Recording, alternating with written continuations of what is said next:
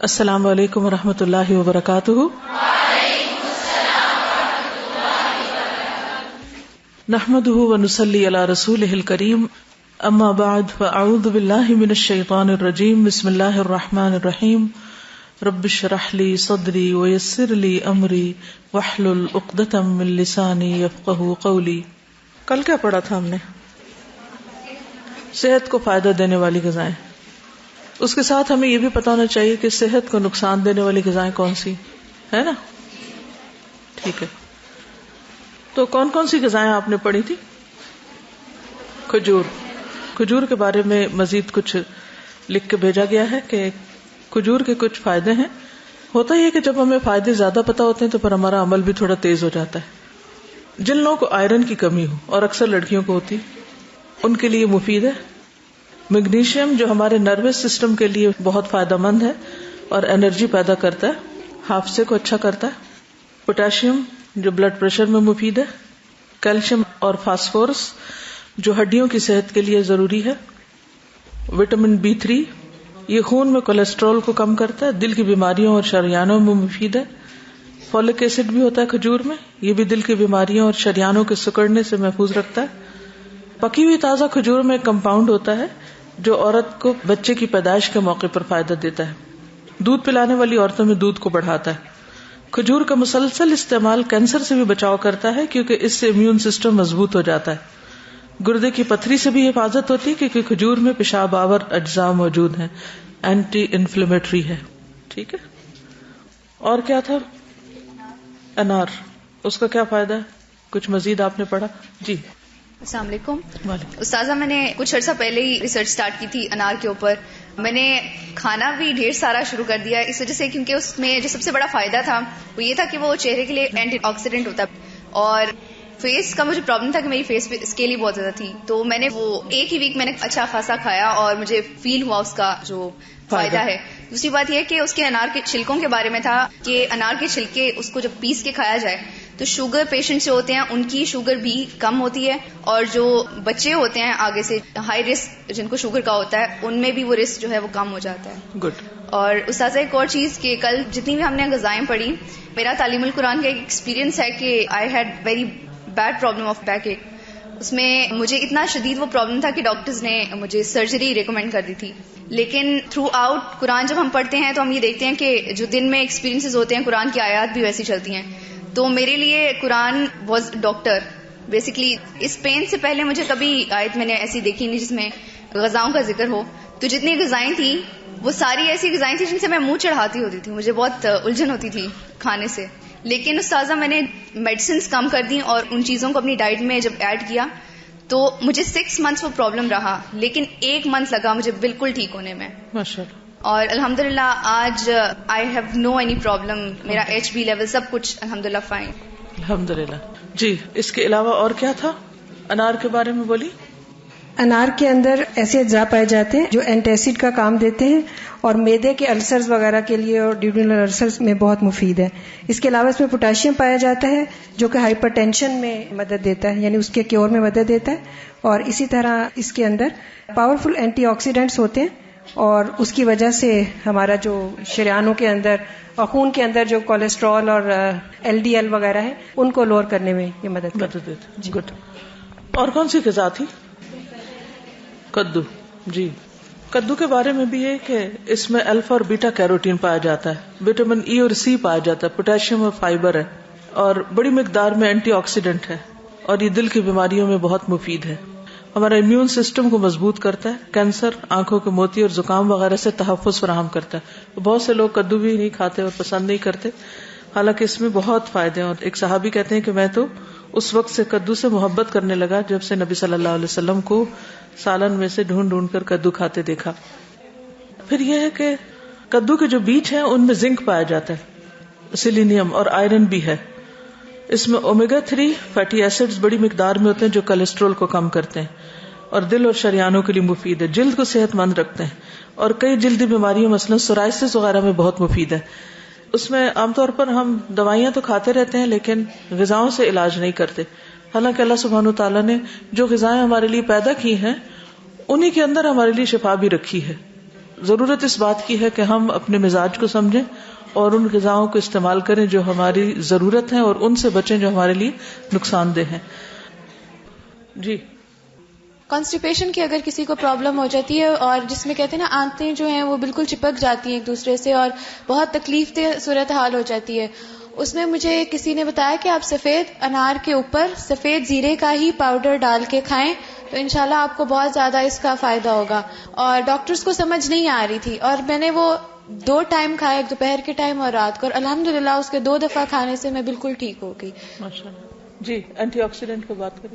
Basically جو ہماری body کے اندر کینسر کاز ہوتا ہے اس کی سب سے بڑی وجہ آکسیڈیشن ہے، اور آکسیڈیشن جو ہے وہ اس طرح سے ہوتی ہے کہ جو فری ریڈیکل وہ بیسیکلی یہ ہوتے ہیں کہ آپ کی باڈی کے اندر فری ریڈیکل کے آکسیجن ریڈیکلز بن جاتے ہیں جو کہ سیلز کو ڈسٹروائے کرتے ہیں، جو ڈائریکٹلی جا کے ڈی این اے کو افیکٹ کرتے ہیں اور باڈی کے اندر جتنا بھی میٹابولزم ہوتا ہے اس کو افیکٹ کرتا ہے. اس کے بہت سارے کازز ہوتے ہیں، جیسے ہم اچھی فوڈ نہیں کھاتے، ہم ڈائریکٹ سن لائٹ کے ساتھ اس طرح سے ایکسپوز ہوتے ہیں جس طرح سے جیسے اب آکسیجن لیئر ہے جو ہماری اوزون لیئر ہے وہ ڈیمیج ہو گئی ہوئی ہے.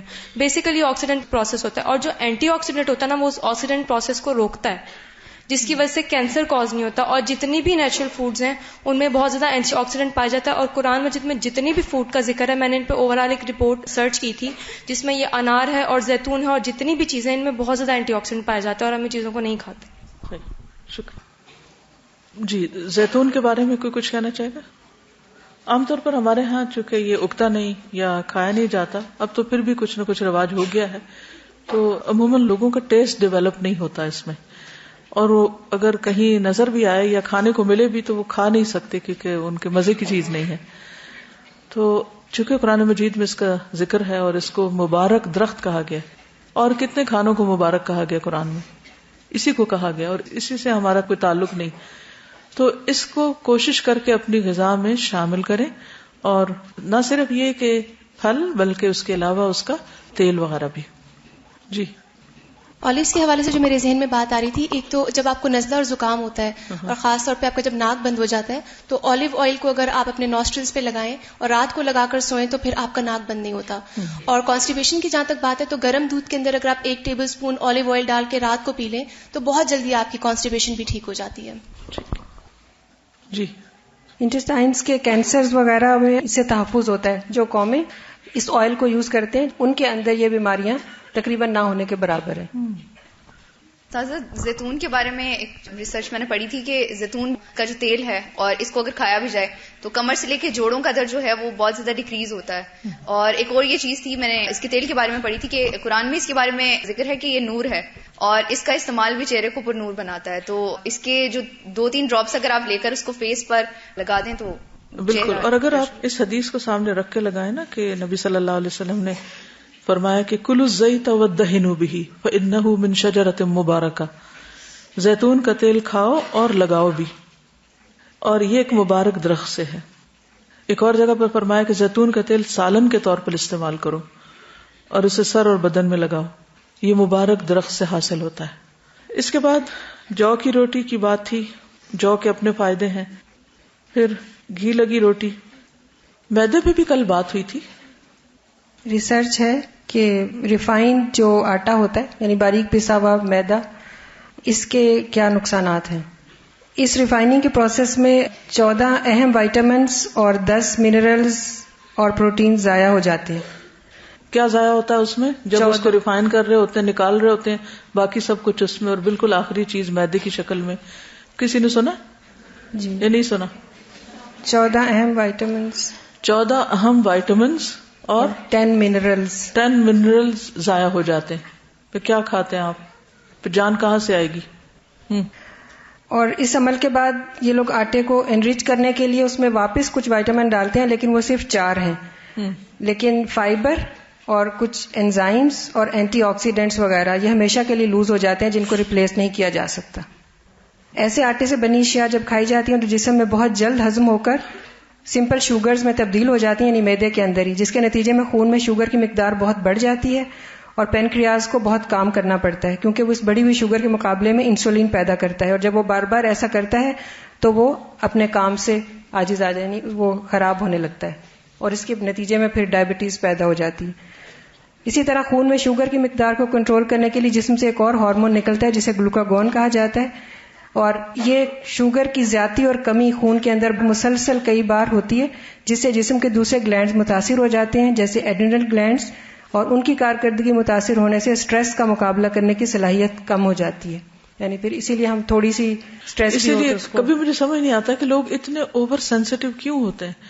چھوٹی سی بات ہوتی ہے اور بھڑک اٹھتے ہیں اور یعنی انتہائی رویوں پہ آ جاتے ہیں. یہ سارا کچھ ہماری فوڈ ہی تو ہے. آپ سوچ رہے ہوں گے کہ ہمارے کھانوں کے پیچھے پڑ گئی ہیں یہ.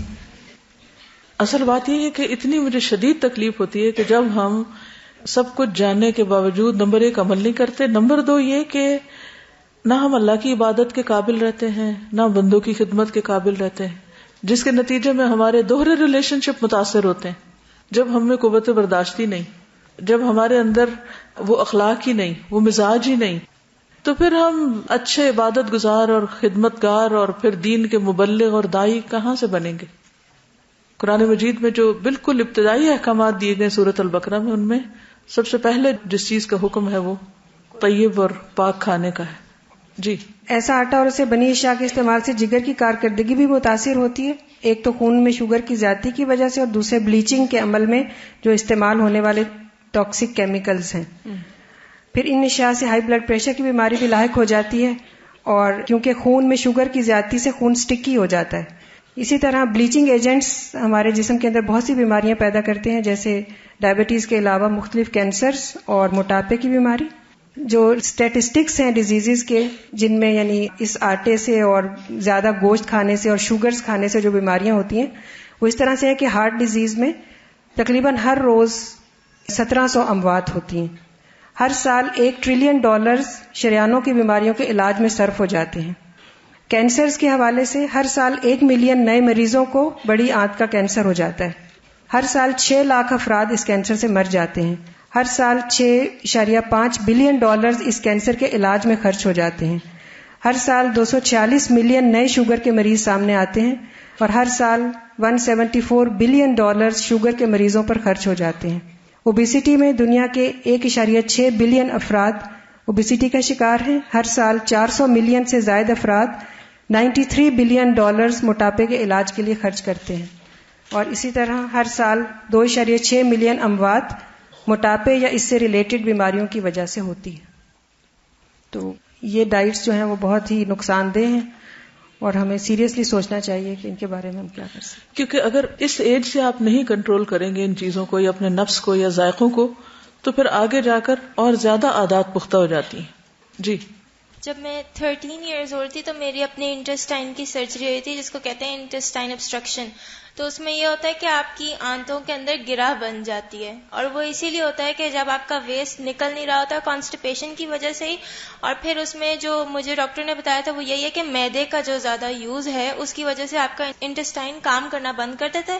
اور پھر اس میں گرہ بن گئی تھی میرے، اور پھر وہ کافی زیادہ پورشن میرے انٹسٹائن کا کاٹا گیا تھا، اور پھر اس کو جوڑا گیا تھا کیونکہ پورا ایریا وہ والا کلیپس کر گیا تھا، اس نے کام کرنا چھوڑ دیا تھا. پھر مجھے اس کے بعد انہوں نے کہا تھا کہ میدا بالکل نہیں کھانا، جس سے ابھی تک میں اس طرح نہیں پرہیز کرتی جس طرح مجھے کرنا چاہیے. مگر پھر بھی یہ جو انسٹنٹ نوڈلز ملتے ہیں، ان نوڈلز میں تو ایسی گریس شامل کی جاتی ہے کہ جو باقاعدہ چپک جاتی ہے آنتوں سے، اور کہیں میں نے پڑھا تھا کہ 1 ہفتہ لگتا ہے اس اسٹف کو باہر آنے میں.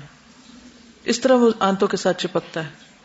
کیونکہ اگر آپ نیچرل نوڈلز دیکھیں جو گھر میں بنتی ہیں تو وہ اتنی دیر تک اس حالت میں نہیں رہتی، وہ فوراً جڑنے لگتی. جی.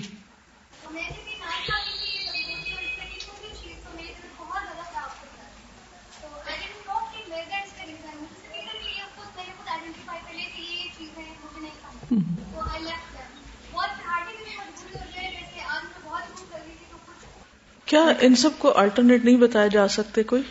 آج کل آپ دیکھیں کہ سبزیاں جو ہیں جیسے مولی ہے، گاجر ہے، شلجم ہے، اس طرح کی را سبزیاں جو ہیں، اگر آپ صبح صرف کاٹ کے تھوڑی سی اپنے ڈبے میں ڈال کے لے آئیں، دوپہر میں بہترین سنیک ہو سکتا ہے. کوئی ضروری ہے کہ میدا ہی کھائیں آپ دوپہر کو؟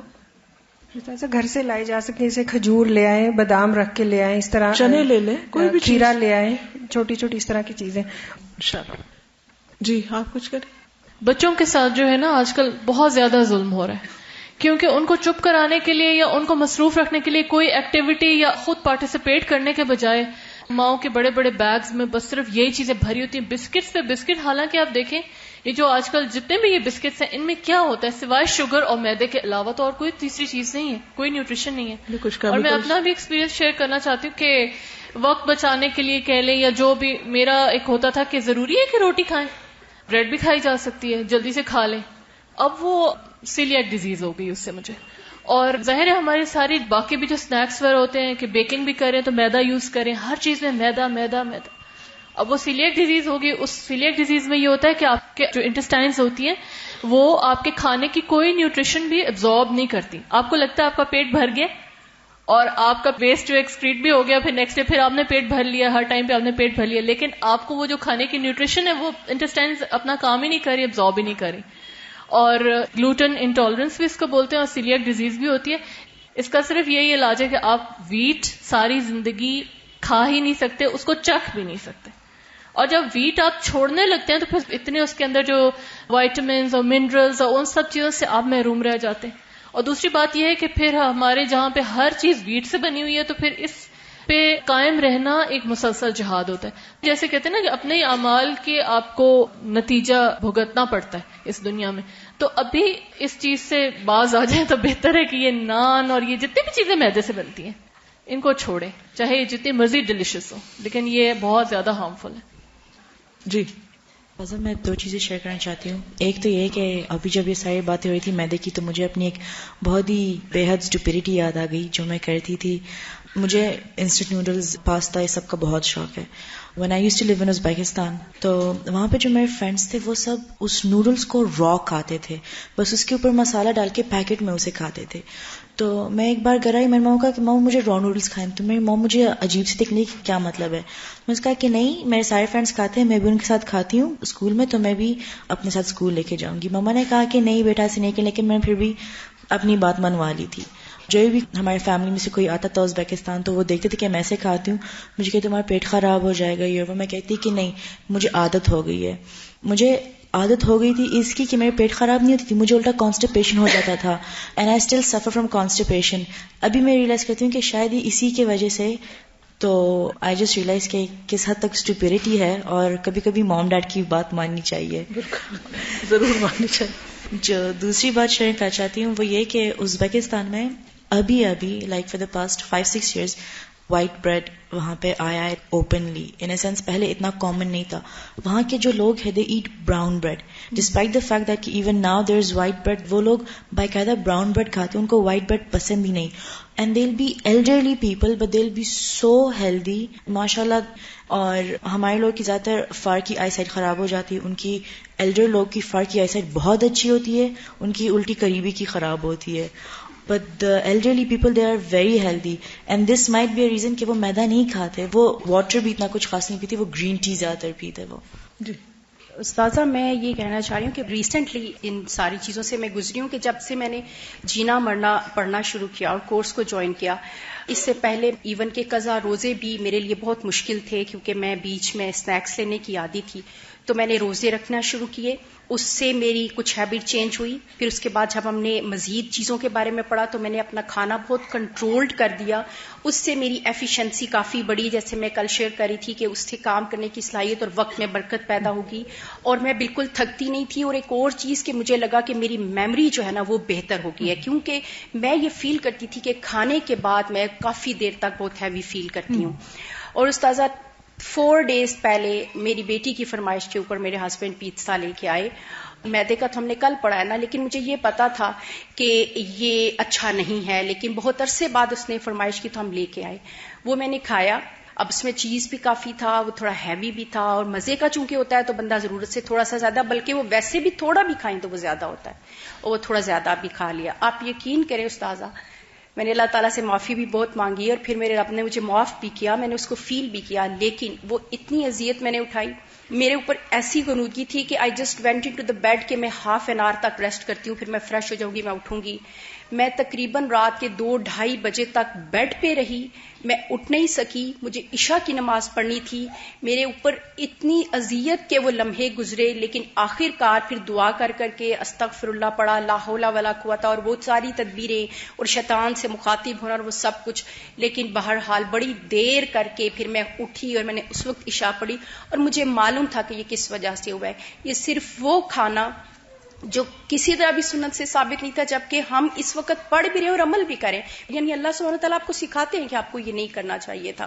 اور اس کے بعد میں سب بچیوں کو بھی ٹپس بتا رہی تھی کہ دیکھو میں یہ کر رہی ہوں، میں نبیس پیتی ہوں، صبح میں نے شہد اور پانی شروع کر دیا ہے. میں سب سے پہلے فلو کیچ کرتی تھی لیکن میں نے نہیں کیا، اور یہ 4 دن پہلے پیزا کھایا، اور استاذہ اس کے 1 دن بعد مجھے فلو ہوا. لیکن یہ اتنی جلدی اس نے مجھے سکھا دیا کہ جب آپ سنت طریقوں کے اوپر ہم عمل کرتے ہیں تو ہر کام آسان ہو جاتا ہے. بالکل.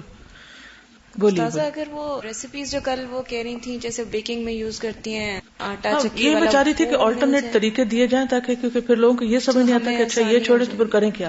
دیٹس ویری امپورٹنٹ کہ اس کا نعم البدل کیا ہو. آلو بھی پروسیسڈ ملتا ہے کیونکہ کوئی کھاتا نہیں تو مارکیٹ ہی نہیں ہے.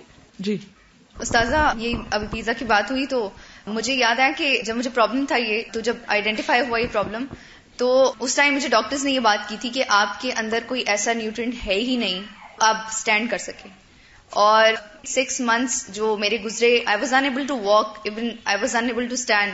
تو مجھے اس وقت فیل ہو رہا تھا اچھا خاصا کہ میں 10 years جو میں نے، جو کہتے ہیں جس طرح پنجابی میں رج کے پیزا کھایا، اور اس چیز کا مجھے احساس اتنے برے طریقے سے ہوا. لیکن استاذہ اس کے بعد جس طریقے سے میں نے بتایا کہ آلدو میں ڈپریشن کا بہت زیادہ شکار ہو گئی تھی، لیکن قرآن نے جس طریقے سے میرا ڈپریشن بھی دور ہو رہا تھا اور میرا ایک قسم کا ڈائٹ پلان بھی بن رہا تھا، میں نے ایک چیز فیل کی کہ جب میں نے وہ فریش چیزیں کھانا شروع کی، جس طرح انار، اب میرے منہ میں وہ ان چیزوں کا ایسا ٹیسٹ ہے کہ اب میں دوسری چیزوں کو دیکھتی بھی نہیں ہوں. الحمدللہ ایک بہت بڑا عرصہ ہو گیا میں نے پیزا نہیں کھایا، میں نے کوک نہیں پی، کیونکہ میرا دل ہی نہیں کرتا. لیکن استاذہ میں ایک چیز بار بار ہر ایک کو بتاتی ہوں کہ ان چیزوں سے اتنا اوائڈ کیا جائے، کیونکہ جب آپ بیمار ہوتے ہیں آپ کے اندر اتنا کچھ تو ہونا چاہیے کہ آپ کو ایٹ ٹائمز وہ اسٹینڈ کر سکے. تو میرا ایک بہت برا ایکسپیرینس تھا جس کی وجہ سے میرا قرآن کی اسٹڈیز بھی جو ہے بہت زیادہ اسپوائل ہوئی. تو بہت سے لوگوں کی متاثر ہوتی ہے جب آپ بیمار ہوتے ہیں. امین اول آخر نہیں. ہم کیا کرتے ہیں جب اطاعت کی بات آتی ہے، کسی سنت پر عمل کی بات آتی ہے، تو ہم دیکھتے رہتے ہیں اچھا باقی سب لوگ شروع ہو گئے یا نہیں، کوئی اور ابھی رہتا ہے تو چلو میں بھی اس کے ساتھ صحیح. ٹرینڈ سیٹرز نہیں ہیں ہم. آگے بڑھ کر مثال نہیں قائم کرتے، اس بات کا انتظار کرتے ہیں کہ کوئی اور کرے گا تو میں بھی کر لوں گی. تو ہمیں دائیں بائیں نہیں دیکھنا، ہمیں سامنے دیکھنا ہے کہ اللہ کے رسول صلی اللہ علیہ وسلم کا طریقہ اور آپ کی سنت کیا تھی. جب ہم کوئی چیز چھوڑتے بھی ہیں تو اس لیے تھوڑی چھوڑتے ہیں کہ سنت کی وجہ سے، سنت کو فالو کرتے ہوئے، کیونکہ ڈاکٹرز نے منع کیا ہے، یا اس کا آؤٹ کم یا اس کا نتیجہ یا اس کا خمیازہ بھگتتے ہیں تو پھر اس کے بعد. تو اس لیے ہم اللہ سے دعا بھی کرتے ہیں اور توفیق بھی مانگتے ہیں کہ بغیر آزمائے ہمیں سیدھا کر دے اور ہمیں صراط مستقیم پر چلنے کی توفیق عطا فرما. چلیے ہم خوراک میں نبی صلی اللہ علیہ وسلم کے طریقوں اور سنتوں پر غور کر رہے تھے. نبی صلی اللہ علیہ وسلم نے مختلف طرح کی جو روٹی کھائی، اس میں جو کی روٹی ہے، تندوری روٹی ہے، گھی لگی روٹی ہے، لیکن اس میں میدے کی روٹی نہیں ہے. نبی صلی اللہ علیہ وسلم نے اپنی وفات تک چھلنی دیکھی بھی نہیں کہ جس سے آٹا چھانا جائے، نہ گندم کا اور نہ ہی جو کا. جو کو بھی پھونک مار کے اڑا کے باقی پکا لیا کرتے تھے. پھر ہے زیتون کے ساتھ روٹی کھانا. انس رضی اللہ عنہ روایت کرتے ہیں کہ نبی صلی اللہ علیہ وسلم سعد بن عبادہ رضی اللہ عنہ کی طرف تشریف لے گئے تو انہوں نے روٹی اور روغن زیتون پیش کیا، چنانچہ آپ نے اسے تناول فرمایا، یعنی روٹی کو زیتون میں بھگو کے کھا لیا. حضرت عائشہ کہتی ہیں کہ رسول اللہ صلی اللہ علیہ وسلم وفات پا گئے اور آپ نے ایک دن میں 2 مرتبہ روٹی اور زیتون کا تیل سیر ہو کر نہیں کھائے، یعنی 2 دفعہ نہیں کھاتے تھے روٹی 1 میل. نبی صلی اللہ علیہ وسلم کی مرغوب غذاؤں میں گوشت بھی تھا. دستی کا گوشت. ابو ہریرہ سے روایت ہے کہ میں نے رسول اللہ صلی اللہ علیہ وسلم کے سامنے سرید اور گوشت کا ایک پیالہ رکھا. آپ نے پیالے میں سے بکری کی ایک دستی اٹھائی کیونکہ گوشت میں دستی آپ کو پسند تھی. دستی ہوتا ہے آگے کے، جیسے بکری کے 4 پاؤں ہوتے ہیں نا، تو آگے کے جو لیگز ہوتی ہیں. آپ نے اسے دانتوں سے کھانا شروع کیا اور فرمایا قیامت کے دن میں تمام لوگوں کا سردار ہوں گا. پھر دوبارہ آپ نے دانتوں سے گوشت کھایا, پھر فرمایا میں قیامت کے دن تمام لوگوں کا سردار ہوں گا. اس سے آپ اندازہ لگائیں کہ 2 بائٹس کے بیچ میں آپ نے ایک تعلیم دی اور دوسرے بائٹ کے بعد پھر وہی بات دوبارہ تکرار کی. تو ہم بھی سوچیں کہ ہمارے کھانے کے دوران کی گفتگو کیا ہوتی. ہم کھانا بھی کھا رہے ہوتے ہیں اور مردہ لوگوں کا گوشت بھی کھا رہے ہوتے ہیں, ساتھ ساتھ غیبت کر رہے ہوتے ہیں یا تبصرے کر رہے ہوتے ہیں یا کسی کے اوپر ہنس رہے ہوتے ہیں یا مذاق کر رہے ہوتے ہیں. تو یہ بھی سنت میں سے ہے کہ ہم ان چیزوں سے پرہیز کرتے ہوئے کھانے کے وقفوں کے بیچ میں کیا کریں, اچھی گفتگو کریں, کام کی گفتگو کریں, کسی کے علم میں اضافہ کریں یا کسی سے کچھ سیکھیں. اور پھر یہاں پر آپ دیکھیے کہ دانتوں سے آپ نے اس کو کاٹا, تو اس سے یہ پتہ چلتا ہے کہ گوشت کو دانت سے کاٹ سکتے ہیں. ابو ہریرہ رضی اللہ عنہ سے مروی ہے کہ ایک مرتبہ بکری کا گوشت پکایا گیا تو رسول اللہ صلی اللہ علیہ وسلم نے فرمایا مجھے ایک دستی دو. تو انہوں نے نبی صلی اللہ علیہ وسلم کو ایک دستی پکڑائی اور انہوں نے تناول فرمائی. اس کے بعد فرمایا مجھے ایک اور دستی دو. انہوں نے وہ بھی آپ کو دی, آپ نے اسے بھی تناول فرما لیا. فرمایا مجھے ایک اور دستی دو. کسی نے عرض کیا یا رسول اللہ صلی اللہ علیہ وسلم ایک بکری میں تو 2 ہی دستیاں ہوتی. آپ نے فرمایا اگر تم تلاش کرتے تو ضرور نکل آتی. عبداللہ بن مسعود بیان کرتے ہیں کہ رسول اللہ صلی اللہ علیہ وسلم کو بکری کے گوشت والی ایسی ہڈی بہت پسند تھی جس پر سے گوشت اتار لیا گیا اور تھوڑا باقی ہو, جو بالکل ساتھ ساتھ لگا ہوا. پھر پوشت کا گوشت. عبداللہ بن جعفر طیار رضی اللہ عنہ کہتے ہیں کہ انہوں نے رسول اللہ صلی اللہ علیہ وسلم سے سنا جب صحابہ کرام رسول اللہ صلی اللہ علیہ وسلم کو گوشت پیش کر رہے تھے تو آپ فرما رہے تھے کہ سب سے عمدہ گوشت پشت کا گوشت ہوتا ہے. پسلی کا گوشت, چانپے جن کو بولتے ہیں. ام سلمہ سے روایت ہے ایک مرتبہ انہوں نے نبی صلی اللہ علیہ وسلم کی خدمت میں ایک بھنی ہوئی پسلی رکھی. آپ نے اس میں سے تناول فرمایا, پھر نماز کے لیے کھڑے ہو گئے اور وضو نہیں کیا. یعنی گوشت کھانے کے بعد وضو نہیں کیا جاتا سوائے اونٹ کے پائے. عائشہ رضی اللہ تعالیٰ عنہ کہتی ہیں کہ ہم بکری کے پائے محفوظ کر لیتے تھے اور اسے 15 دن بعد کھاتے تھے, یعنی زیادہ دن تک وہ چل جاتے تھے. بھنا ہوا گوشت. بھنے ہوئے گوشت کے بارے میں ابراہیم علیہ السلام کا طرز عمل ہمارے سامنے ہے کہ جب ان کے پاس کچھ مہمان آئے وَلَقَدْ جَاءَتْ رُسُلُنَا إِبْرَاهِيمَ بِالْبُشْرَى قَالُوا سَلَامًا قَالَ سَلَام فَمَا لَبِثَ أَنْ جَاءَ بِعِجْلٍ حَنِيذٍ. سورۃ ہود 69. بلا شبہ ہمارے رسول یعنی فرشتے ابراہیم علیہ السلام کے پاس خوشخبری لے کر آئے تو ابراہیم کو سلام کیا, انہوں نے جواب دیا. تھوڑی ہی دیر گزری تھی کہ وہ مہمانی کے طور پر ایک بنا ہوا بچڑا لے کر آئے. تو اس سے پتہ چلتا ہے کہ اگر بکری کے علاوہ بچڑے کا گوشت بھی, بچڑا یعنی کہ گائے کا بچہ, اس کو اگر استعمال کیا جائے تو اس میں حرج نہیں ہے. عبداللہ بن حارث سے مروی ہے کہ ہم نے مسجد میں رسول اللہ صلی اللہ علیہ وسلم کے ساتھ بھنا ہوا گوشت کھایا. اس میں 2 چیزیں, ایک تو بچڑے کا گوشت, دوسرے بھنا ہوا گوشت. سوکھا گوشت. انس رضی اللہ عنہ کہتے ہیں کہ میں نے نبی صلی اللہ علیہ وسلم کو دیکھا کہ آپ کے پاس شوربہ لایا گیا جس میں کدو اور سوکھا ہوا گوشت تھا. میں نے دیکھا کہ آپ کدو تلاش کر کے نکال رہے تھے اور کھا رہے تھے. اس میں سوکھے گوشت سے مراد یہ کہ پہلے زمانے میں فریج وغیرہ نہیں ہوتے تھے تو لوگ گوشت جب عید وغیرہ پر یا اکٹھا ذبح کرتے تھے تو اس کو چھوٹے چھوٹے ٹکڑوں میں کاٹ کر سکھا لیتے تھے. آپ میں سے کسی نے کھایا وہ گوشت؟ جی, ہنٹر بھی بہت ہی مزے کا ہوتا ہے. گورخر کا گوشت. ابو قتادہ کہتے ہیں کہ نبی صلی اللہ علیہ وسلم کے ساتھ صلح حدیبیہ کے موقع پر نکلے. ابو قتادہ اپنے چند ساتھیوں کے ساتھ پیچھے رہ گئے.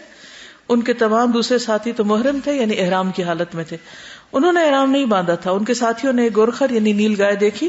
ابو قتادہ نے حملہ کر کے اس کی کونچیں کاٹ ڈالی, خود بھی کھایا, دوسرے ساتھیوں نے بھی کھایا, لیکن پھر نادم ہوئے. تو جب نبی صلی اللہ علیہ وسلم سے جا ملے تو آپ نے پوچھا کیا اس کا گوشت تمہارے پاس اور بچا ہوا ہے؟ ابو قتادہ نے کہا ایک ران ہمارے ساتھ باقی ہے. تو آپ صلی اللہ علیہ وسلم نے بھی وہ گوشت کھایا, کیونکہ وہ آپ کی نیت سے نہیں شکار کیا گیا تھا, آپ کو پیش بس کیا گیا. تو جو احرام میں نہ ہو وہ اگر شکار کر کے خود بھی کھائے اور اگر کسی محرم کو دے تو وہ گوشت کھایا جا سکتا ہے. مرغی کا گوشت. ابو موسیٰ اشعری کہتے ہیں کہ میں نے رسول اللہ صلی اللہ علیہ وسلم کو مرغی کھاتے دیکھا. خرگوش کا گوشت. انس بن مالک بیان کرتے ہیں کہ میں ایک نوخیز مضبوط لڑکا تھا. میں نے ایک خرگوش شکار کیا, پھر میں نے اسے بھون لیا. تو ابو طلحہ نے مجھے اس کا پچھلا دھڑا دے کر نبی صلی اللہ علیہ وسلم کی خدمت میں بھیجا. میں اسے آپ کے پاس لایا تو آپ نے اسے قبول فرما لیا. مچھلی. وَهُوَ الَّذِي سَخَّرَ الْبَحْرَ لِتَأْكُلُوا مِنْهُ لَحْمًا طَرِيًّا. وہی تو ہے جس نے سمندر کو تمہارے اختیار میں دے دیا, اتنی بڑی بلا, کہ تم اس میں سے تازہ گوشت کھاؤ. لحمًا طَرِيًّا. ایک غزوے کے موقع پر صحابہ کو ساحل پر ایک بہت بڑی مچھلی ملی. اور اس میں سے انہوں نے کھایا بھی اور اس کا تیل بھی نکالا, اور پھر نبی صلی اللہ علیہ وسلم کو اس کے بارے میں بتایا تو آپ نے فرمایا وہ رزق اخرجہ اللہ لکم فہل معکم من لحمہ شیئا فتطعمون, وہ اللہ کا رزق تھا جسے اللہ تعالیٰ نے تمہارے لیے نکالا تھا, اگر تمہارے پاس اس کے گوشت میں سے ہے تو ہمیں بھی کھلاؤ. صحابہ چونکہ ساتھ لے کر گئے تھے. ایک روایت میں ہے کہ اس مچھلی کا نام امبر تھا. یہ صحیح بخاری کی روایت ہے. سالن یعنی گوشت کا سالن بنا کے کھانا, ایک تو ہے کہ اس کو ڈرائی کھانا یا اس کو آگ وغیرہ پہ بھون کے کھانا, اور ایک یہ ہے کہ اس کو سالن پکانا.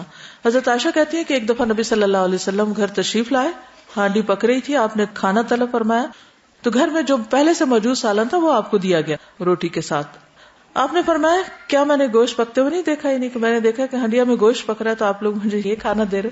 عرض کیا دیکھا ہے, لیکن وہ گوشت تو بریرہ کو صدقے میں ملا ہے اور انہوں نے ہمیں ہدیے کے طور پر دیا ہے. آپ نے فرمایا اس کے لیے وہ صدقہ ہے لیکن ہمارے لیے ہدیہ ہے, یعنی ایسا گوشت کھایا جا سکتا ہے. تو گوشت کو ہڈیاں میں پکا کے شوربہ بنا کے اس طرح بھی کھانا آپ کی سنت میں سے ملتا ہے. سرکہ بہترین سالن ہے. جابر کہتے ہیں کہ نبی صلی اللہ علیہ وسلم نے اپنے گھر والوں سے سالن طلب کیا تو انہوں نے عرض کیا ہمارے پاس سوائے سرکے کے اور کچھ نہیں. آپ نے سرکہ منگوایا اور اس سے آپ نے روٹی کھانی شروع کر دی. پھر فرماتے ہیں بہترین سالن سرکہ ہے, بہترین سالن سرکہ ہے. اچھا, ہمارے ہاں اس بات کا کوئی کانسیپٹ ہی نہیں کہ اولیو آئل یا سرکہ سالن بھی ہو سکتا ہے, یہ اس کو سالن کہا جا سکتا ہے. لیبنیز ریسٹورینٹس میں اسٹارٹرز یا ایون ایز مین کورس آپ کو یہ دیتے ہیں, اولیو آئل ہوتا ہے اور ونیگر ہوتا ہے اور ساتھ میں نمک مرچ ہوتی ہے, بہت ساری فریش سبزی ہوتی ہے, آپ خود ڈبو کے کھاتے ہیں. ہمارے یہاں ایک یہ کانسیپٹ ہے کہ سالن بس پکایا نہ جائے جب تک, یا کوئی سبزی یا گوشت یا کوئی بھی چیز اس وقت تک وہ کھانے کے لائق نہیں ہوتا. یعنی باقاعدہ ایک خاص طریقے سے اس کے سارے اجزاء جب تک ختم نہ کر دیے جائیں اس وقت تک وہ کھانے کے لائق نہیں بنتا, مزے کا نہیں بنتا. عربوں میں یہ بہت کامن ہے. میرے ہسبینڈ بتاتے ہیں ان کے ساتھ ایک عرب تھے, ان کو اپنے گھر لے گئے اور انہوں نے کہا کیا ناشتہ کرتے ہیں, تو روٹی تھی اور ساتھ میں یہ زیتون کا تیل اور اس کے اندر تھائم زعتر جو ہوتا ہے, تو اس کو ڈبوڑو کھایا تو ان کو اتنا اچھا لگا, تو پھر وہ اب لاتے ہیں گھر میں اور ہم بھی اسی طرح کھاتے ہیں ناشتے میں, بہت اچھا لگتا ہے وہ. بالکل, اور کتنا جلدی کام ختم ہو جاتا ہے نا. یعنی تھوڑا سا تیل الٹائیں, تھوڑا سا زعتر اس میں ڈالیں اور روٹی لگا کے کھا لیں. ڈائٹیٹکس کی ٹیچر جو ہیں وہ یہ کہا کرتی تھی کہ ہم پاکستانیوں کی عادت ہے کہ کھانا جتنا مرضی پکا لیا جائے تب تک نہ کھایا جائے جب تک اس کے سارے نیوٹرینٹس نہیں مر جاتے. اور دوسری بات, ابھی یہ چکن کی بات آئی کہ مرغی کا سالن, تو میں یہ دیکھ رہی تھی کہ ہم نے پڑھ تو لیا کہ مرغی کا سالن کھانا چاہیے, لیکن یہ بھی دیکھا جانا چاہیے کہ مرغی ہم کھا کون سی رہے ہیں. اس زمانے میں دیسی مرغیاں تھیں, لیکن اب میں تھوڑی سی ایکسپیرینس ایک بتانا چاہوں گی کہ میرے فادر نے گاڑی روک کر ہمیں جہاں پر یہ گوشت بکتا ہے وہاں پر مرغیوں کا تھوڑا سا ایک نظارہ کرایا, اور انہوں نے کہا آپ تھوڑی دیر اس کو واچ کریں. اور واقعی میں واقعی دیکھ رہی تھی کہ وہ کبھی ایک کے اوپر گرتی ہے, پھر دوسری تیسرے کے اوپر گرتی ہے. تو میں یہی سوچ رہی تھی کہ انسان کا بھی یہی حال ہے, کسی کو ہلکا سا تھپڑ بھی مار دے تو انسان نیچے گر جاتا ہے. تو آج کل یہی حال ہے کہ ایک تو ہمارے اندر وہ پاور نہیں ہے, اور دوسرا یہ دیکھنا چاہیے کہ ہم کھا کیا رہے ہیں. بیسکلی یہ تو میں نے شکایت کرتے ہوئے لوگوں کو سنا ہے کہ الہدا میں کافی دیر بیٹھنے کی وجہ سے میری کمر میں درد ہو گیا, لیکن یہ نہیں دیکھتے کہ ہم کیا چیز کھا رہے ہیں. پیچھے سے لے کر آئے ہیں جو ڈائگنوز اللہ کے فضل سے یہاں ہو گیا قرآن پڑھنے کی برکت سے. جی, چکن جو ہے وہ ہم لوگوں کی ڈیلی روٹین کا حصہ ہے, تقریباً ہر گھر میں روز ہی بن رہی ہوتی ہے. اور جس دن آپ نے بتایا اس دن میں گھر گئی ہوں تو ماشاءاللہ سے پکی ہوئی تھی, اور ڈیلی کی روٹین ہے کہ اس کے بغیر کھانا ہی نہیں بنتا. تو میں اتنی اس بات پہ ڈس اپوائنٹڈ تھی کہ کیا آلٹرنیٹ. اور جب میں نے انہیں بتایا کہ اس کا یہ فوڈ ہے تو دے سیڈ پتہ ہے ہمیں, لیکن وہ یہاں پہ نہیں ہے. اس کے دے سیڈ کہ یہاں پہ نہیں ہوتی, وہ کہیں اور ہوتا ہے. تو وی ڈونٹ نو ایون کہ کہاں سے یہ آ رہی ہیں اور کہاں جا رہی ہیں. پتا تو کرنا ہی چاہیے نا کہ نہیں. بالکل, جہاں سے آپ لیتے ہیں اس سے پوچھے کہ کہاں سے لاتے ہو, پھر وہاں پہنچ جائیں اور پھر وہاں سے دیکھیں کہ وہ کیا کھلا رہے ہیں, کیا کر رہے ہیں. کیا اتنا مشکل ہے؟ ہمارے یہاں تو کوئی تحقیق کچھ بھی مشکل نہیں, آپ جا کے معلوم کر سکتے ہیں کسی سے بھی. کیونکہ کسی نے لکھا کہ کچھ دن پہلے مرغیوں کی فیڈ کے بارے میں بات ہوئی تھی کہ ان کو پگ کے فیٹ سے بنی خوراک کھلائی جا رہی ہے. اگر ایسا ہے تو کیا مرغی کا گوشت کھانا چھوڑ دیں؟ اس کا حل تو بتائیں کہ کیا کریں. سارے حل میرے پاس تھوڑی ہیں, آپ بھی تو کچھ کریں. کیا مرغی اپنے اوپر حرام کر لیں؟ میں نے تو نہیں کہا حرام کر لیں, کیونکہ جو چیز نبی صلی اللہ علیہ وسلم نے حرام نہیں کی اس کو حرام تو نہیں کیا جا سکتا, لیکن تحقیق ضروری ہے کہ آپ جو مرغی کھا رہے ہیں اس کی فیڈ کہاں سے آ رہی, اس کو کیا کھلایا جا رہا ہے, آپ کہاں سے خرید رہے ہیں. پہلا سٹیپ ان سے معلوم کریں ہول سیلر کون ہے, ان کے کس جگہ سے آتی ہیں. نہیں پتا تو پتا کروا لیں, وہاں چلے جائیں, تحقیق کریں, اور جہاں صحیح کام ہو رہا ہے, صحیح غذا کھلائی جا رہی ہے, اس جگہ کو دوسروں کو بھی بتا دیں. یس, میں تو نہیں کھاتی. جی, میں انہیں کہتی ہوں مجھے چائے کا کپ دے دیں, میں اس وقت کھانا نہیں کھا رہی. میں صاف بتا دیتی ہوں میں یہ کھانا نہیں کھا سکتی, مجھے منع ہے. کیونکہ بہت عرصہ میں لوگوں کا لحاظ کر کے الٹی پلٹی چیزیں کھاتی نہیں ہوں, اور اس کا مجھے نقصان سمجھ آ گیا بہت اچھی طرح. اللہ نے سمجھا دیا, کیونکہ پہلے ہوش نہیں آئی, لیکن جب میں نے دیکھا کہ میری ہر چیز پہ خلل آنے لگ گیا ہے, تو اس کے بعد میں اپنے ساتھ بھی بہت اسٹرکٹ ہو گئی ہوں, اور اسی طرح محبت کرنے والوں کے ساتھ بھی. ایسی محبت نہیں چاہیے, نہ ایسی کوئی چیز چاہیے کہ جو مجھے کسی کام کے قابل نہ چھوڑے. ٹھیک ہے نا. جس دن میں نے یہ پڑھایا اسی دن شام کو میں کہیں انوائٹڈ تھی, تو چکن سوپ تھا. دیکھنے میں اس کی جو خوشبو اٹھ رہی تھی اور جو اس کا ٹیکسچر اور سب کچھ, انہوں نے میرے پیالے میں بھی ڈال دیے. پھر مجھے خیال ہے اس میں تو چکن ہے. میں نے چکھ کے بھی نہیں دیکھا, مجھے نہیں معلوم یہ چکن کہاں سے آیا ہے. اگر یہاں میں اس کو پی لوں اور کل کلاس میں جا کے لیکچر دوں تو میری بات کا اثر کس پہ ہوگا؟ سب پیتے رہے, کھاتے رہے. میں نے صبح کا ناشتہ کیا تو مجھے سارا دن کچھ کھانے کا موقع نہیں ملا, اور شدید بھوک میں تھی میں, اور کھانے کی خوشبوئیں اور سب کچھ اٹھ رہا تھا میرے سامنے.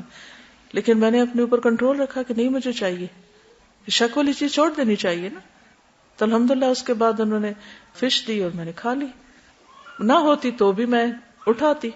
میں اب یہ کرتی ہوں کہ اپنے ساتھ تھوڑے سے چنے یا کوئی ایسا سنیک رکھ لیتی ہوں, راستے میں جاتے ہوئے کھا لیتی ہوں, کہ وہاں میں بھوک سے بے ہوش نہ ہونے لگوں. کیونکہ بعض اوقات لیٹ ہو جاتا ہے, بعض اوقات کچھ ہوتا ہے, تو پھر وہ روٹین میں بہت شدید خلل آ جاتا ہے. اصل مسئلہ پتہ کیا ہے, یہ میں اپنی بات کری, آپ کی نہیں. مسئلہ یہ ہے کہ ہم جن چیزوں کے عادی ہو چکے ہیں نا, ہم کنٹرول نہیں کر پا رہے. اگر میں آپ کو بتاؤں کہ میں نے پورے 1 مہینے سے ایک نوالا بھی روٹی نہیں کھائی, تو مانیں گے آپ؟ زندہ ہوں نا, بیٹھی ہوں آپ کے سامنے. ایسا نہیں کہ مجھے کوئی اس قسم کی ڈیزیز ہے جس میں روٹی منع ہے, لیکن نہیں کھائی. جب آلٹرنیٹ موجود ہیں تو ضروری ہے. شروع میں 1-2 دن تکلیف ہوئی, لیکن اس کے بعد اب طلب بھی نہیں رہتی, کچھ بھی نہیں ہوتا. اگر ہم کھانا کنٹرول کر لیں تو آپ یقین مانیں کہ ہم باقی ساری خواہشات پہ کنٹرول کر سکتے ہیں. یہ ایک ایسی چیز ہے کہ جہاں سے شیطان داخل ہوتا ہے. نہیں, میں کھا رہی, کیونکہ جب میں کھاتی ہوں تو مجھے تھوڑی ایسیڈیٹی سی فیل ہوتی ہے, تو اس کے بغیر میں بہت کمفرٹیبل ہوں, مجھے کوئی تکلیف نہیں ہے, تو کچھ بھی نہیں ہوا. جی, مرغی کے بارے میں یہ بتانا چاہ رہی تھی کہ ابو نے ایک مشین لائی ہے, اس میں سے اوزان کرتے ہیں مرغی کو, اور ایک کیمیکل نکلتا ہے, اگر ہم اس کو آگ پہ بھی جلائیں تو وہ کیمیکل جلتا بھی نہیں ہے. وہ تو جب وہ جسم کے اندر جاتا ہے تو وہ کیسے ڈیزالو ہوتا ہے؟ تو ڈائجسٹ کہاں سے ہوگا؟ وہ شریانوں میں ہی جمے گی چیزیں, اور مختلف بیماریوں کا ذریعہ ہی بنے گی. چلیے ہم سنت پڑھ رہے ہیں, اسی پہ چلتے ہیں. بسم اللہ الرحمن الرحیم. جابر کہتے ہیں کہ جس وقت سے میں نے نبی صلی اللہ علیہ وسلم سے سنا, مجھے سرکے سے محبت ہو گئی. یعنی جب آپ نے کہا سرکہ بہترین سالن ہے, مجھے سرکے سے محبت ہو گئی. طلحہ کہتے ہیں میں نے بھی جابر سے جس وقت سے یہ حدیث سنی, مجھے بھی سرکے سے محبت ہو گئی. ہم میں سے کس کو ہوئی؟ کسی کو بھی نہیں. ہم بس کہہ رہے ہیں, دیکھتے ہیں کون جا کے سرکے سے روٹی کھاتا ہے. سرکہ بھی سنتھیٹک ہے. جی, It's not good for the throat. So if you could tell something on that. اس میں اب یہ ہے کہ سرکہ جیسے نا ہلکا سا اگر ڈپ لیا ہے یا شہد میں ملا کر اگر آپ اس کو تھوڑا سا لے لیتے ہیں یا کسی اور چیز کے زیتون کے ساتھ مکس کر لیتے ہیں, تو اس کی جو ڈینسٹی ہے وہ کم ہو جاتی ہے, پھر وہ اتنا ہارمفل نہیں ہوتا. اور جیسے روٹی لگانی ہے نا, تو وہ اس کے اندر کچھ بنانا نہیں بلکہ ہلکا سا ڈپ ہی کرنا ہے. تو روٹی کا ٹکڑا ہوگا, تھوڑا سا ڈپ ہوگا, تو پھر وہ گلے کو کچھ بھی نہیں کہتا انشاءاللہ. لیکن جو اس وقت کا سرکہ تھا, is it the same سرکہ that we get now? ابھی اس طرح تو نہیں ہے, لیکن آرگینک اور دونوں ہی ملتے ہیں. سنتھیٹک نہ لیں, اگر یہاں دیسی سرکہ ملتا ہے تو اس کا استعمال کر لیں. ایپل ونیگر, جی ہاں بالکل. سیلڈ وغیرہ میں اگر ڈال کے کھائیں تو اس میں یعنی کہ کچی سبزی بھی آپ کو مشکل نہیں کرتی, نمک سے بھی کم ہو جاتی ہے اس کی. بالکل, کسی بھی کھٹی چیز میں جب نمک ڈال دیا جاتا ہے نا تو الکلائن کا کام کرتا ہے, ایسڈ کم ہو جاتا ہے اس کا. انگوری سرکہ یا سیب کا سرکہ جسے یعنی فروٹ ونیگر ہے وہ لینا چاہیے. جو وائٹ سنتھیٹک ونیگر ہے وہ نہیں استعمال کرنا چاہیے, وہ نقصان دہ ہے. جی, اس سے تو صفائی وغیرہ اچھی رہتی ہے. بالکل. اور یہ فروٹ ونیگر جو ہے نا, یہ ڈیٹوز ایک کمپنی ہے, ان کا بہت اچھا ہے یہ سرکہ. ٹھیک ہے.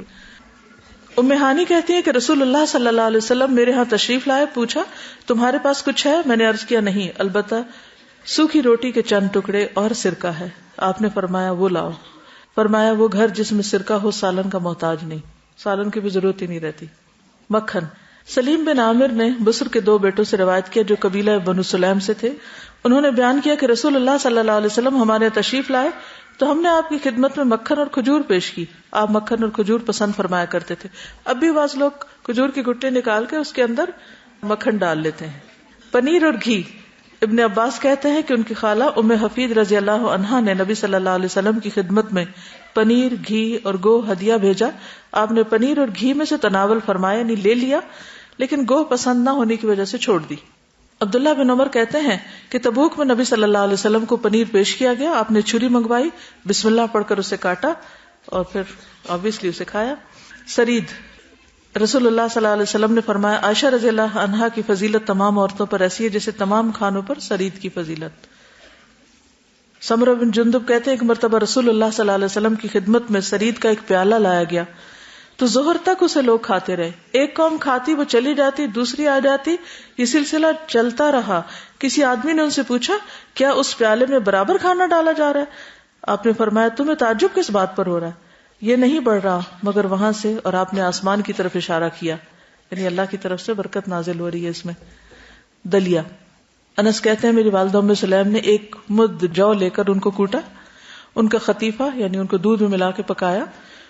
उनके पास जो घी का डिब्बा था उसमें से उस पर से घी निचोड़ा, फिर मुझे नबी सल्लल्लाहु अलैहि वसल्लम की खिदमत में भेजा। हलवा। अब्दुल्लाह बिन बुसर कहते हैं कि रसूलुल्लाह सल्लल्लाहु अलैहि वसल्लम मेरे वालिद के यहाँ तशरीफ लाए। कुछ देर ठहरे, मेरे वालिद ने आपको खाना पेश किया, उन्होंने खाया। उन्होंने जिक्र किया कि वो खाना एक खास किस्म का खाना जो खजूर, पनीर, घी वगैरह का मुरक्कब था, वो लाया गया। फिर मशरूब वो लाए जो आपने नोश फरमाया, यानी वो जो हलवा था वो किससे बना हुआ था? जौ का आटा, खजूर का मीठा और पनीर और घी उसमें डला हुआ था। अब इसमें भी देखें सारी चीजें कितनी हेल्दी हैं, मैदा और चीनी और उसका नहीं बना हुआ था। आयशा रज़ियल्लाहु अन्हा कहती है कि एक दिन रसूलुल्लाह सल्लल्लाहु अलैहि वसल्लम ने मुझसे कहा, ए आयशा, क्या तुम्हारे पास कुछ है? मैंने अर्ज किया, अल्लाह के रसूल, हमारे पास तो कुछ भी नहीं। आपने फरमाया, तो फिर मैं रोजा रख लेता हूँ। फिर आयशा रज़ियल्लाहु ताला अन्हा फरमाती है कि रसूलुल्लाह सल्लल्लाहु अलैहि वसल्लम बाहर तशरीफ ले गए, हमारे पास कुछ हदिया लाया गया या मेहमान आए। आयशा रज़ियल्लाहु ताला अन्हा फरमाती है कि जब रसूलुल्लाह सल्लल्लाहु अलैहि वसल्लम वापस तशरीफ लाए तो मैंने अर्ज किया, अल्लाह के रसूल सल्लल्लाहु अलैहि वसल्लम, हमारे पास कुछ हदिया लाया गया है या कुछ मेहमान आए हैं और मैंने आपके लिए कुछ छुपा कर रखा है। आपने फरमाया, वो क्या? मैंने अर्ज किया, वो हैस है। आपने फरमाया, उसे ले आओ। मैं उसे ले आई तो आपने उसे खाया। आपने फरमाया, मैंने सुबह से रोजा रखा हुआ था, यानी रोजा खोल लिया, नफली रोजा खोला जा सकता है। हजरत सफिया से जब आपने निकाह किया था तो दावत वलीमा में खजूर, पनीर और घी का हलवा था। फिर असीदा। लकीत बिन सबरा से मरवी है कि एक मरतबा मैं अपने साथी के साथ रसूलुल्लाह सल्लल्लाहु अलैहि वसल्लम की खिदमत में हाजिर हुआ तो आप न मिले। आयशा रज़ियल्लाहु ताला अन्हा ने हमें खजूरें खिलाई, घी और आटा मिलाकर हमारे लिए खाना तैयार किया। मीठी चीजें। हजरत आयशा फरमाती है कि रसूलुल्लाह सल्लल्लाहु अलैहि वसल्लम को मीठा और शहद बहुत पसंद था। बचा हुआ खाना, खुरचन वगैरह जो होती। अनस रज़ियल्लाहु अन्हु कहते हैं कि रसूलुल्लाह सल्लल्लाहु अलैहि वसल्लम को वो खाना बहुत मरगूब था जो पतीले में नीचे बच जाता था। कभी आपने खुरचन खाई? मशरूबात। अनस कहते हैं कि मैंने अपने इस प्याले से रसूलुल्लाह सल्लल्लाहु अलैहि वसल्लम को पीने की तमाम चीजें, शहद, नबीज, पानी और दूध पिलाया। हजरत अनस आपके खादिम थे तो कहते हैं कि इस प्याले में मैंने आपको मुख्तलिफ चीजें पिलाई हैं। ठंडे मीठे शरबत। आयशा रज़ियल्लाहु अन्हा से मरवी है कि रसूलुल्लाह सल्लल्लाहु अलैहि वसल्लम के नजदीक सबसे पसंदीदा मशरूब वो होता जो मीठा और ठंडा होता, बर्फ नहीं होती थी उस दौर में। दूध। व इन्न लकुम फिल अनामिल इब्रा नुस्कीकुम मिम्मा फी बुतूनिही मिन बैनि फर्थिन व दमिन लबनन खालिसन साइगन लिशारिबीन। नीज तुम्हारे लिए चौपायों में भी निशान इबरत मौजूद है, उनके पेटों में ग़िज़ा का फुजला और खून मौजूद होता है और इन दोनों चीजों के दरमियान से हम तुम्हें खालिस दूध पिलाते हैं जो पीने वालों के लिए खुशगवार होता है। दूध मुकम्मल ग़िज़ा है, लेकिन आजकल के बच्चे, उनको दूध से स्मेल आती, एक हद तक वो कहते भी ठीक ही है, आती भी है, लेकिन उस स्मेल को दूर करने के लिए क्या हो सकता है? इलायची डाल लें, अगर उसकी भी स्मेल अच्छी ना लगे तो क्या डालें? सौंफ डाल लें, अगर वो भी पसंद ना हो तो क्या डालें? शहद। अच्छा, और चॉकलेट मिल्क वो ऐड कर लें, फिर पी लेंगे सब। عام طور پر بچے دودھ پینے میں مشکل کرتے ہیں تو ان کو مختلف طرح کے ملک شیک بنا کے دیے جا سکتے ہیں، جو فروٹ ان کو پسند ہو، جیسے کیلا اگر پسند ہے یا کھجور ہے یا اور چیز ہے تو اس سے نسبتاً آسان ہو جاتا ہے ان کے لیے. دودھ فطرت ہے. معراج کے موقع پر آپ صلی اللہ علیہ وسلم نے دودھ منتخب کیا تو جبریل علیہ السلام نے فرمایا الحمدللہ الذی ہداک للفطرہ، دودھ کا تحفہ لوٹایا نہ جائے.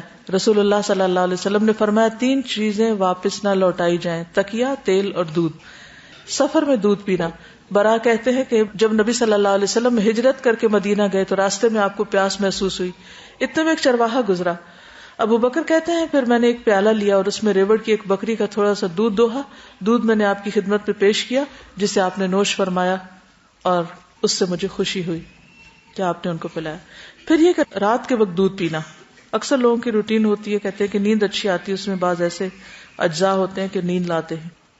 مقداد کہتے ہیں کہ میں میرے 2 ساتھی آئے اور فاقوں کی وجہ سے ہماری قوت سماعت اور قوت بصارت کمزور ہو گئی تھی.